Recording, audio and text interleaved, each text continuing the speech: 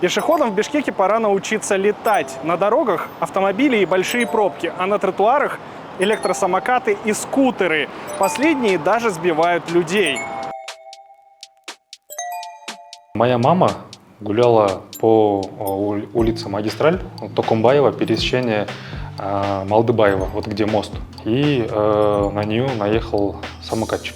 Такие ситуации, к сожалению, стали обыденными в бишкекских буднях, и зачастую пешеходам приходится быть тревожными, шагая по тротуарам. На одном самокате ехали еще двое парней. На линии, где ездят самокаты, ехал, оказывается, скутерист. Они говорят, что у них был выбор либо врезаться в этот скутер, либо в мою маму.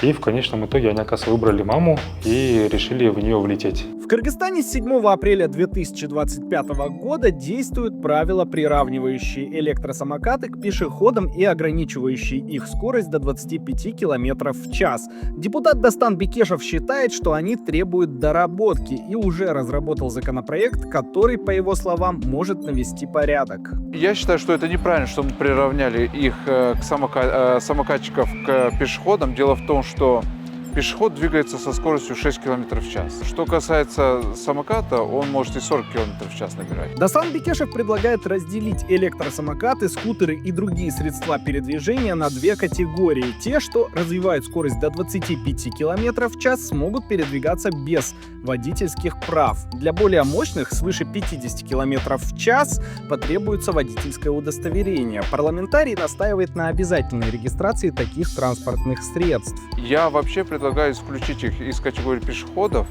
для того, чтобы они не ездили по тротуарам и по велодорожкам. По идее, даже сейчас они должны ездить только по велодорожкам.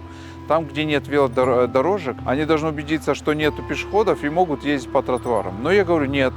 Для самокатчиков и вот этих скутеров, электроскутеров, должны быть своя инфраструктура. Тариэль Тиленов, сын женщины, пострадавшей от наезда электросамоката, предлагает вовсе запретить их, пока для них не построят инфраструктуру. Он уже запустил петицию, под которой подписались свыше 1000 человек. Несмотря на это, мэрия продолжает чертить велодорожки на тротуарах, а это значит, что в ближайшее время ДТП на тротуарах может стать больше.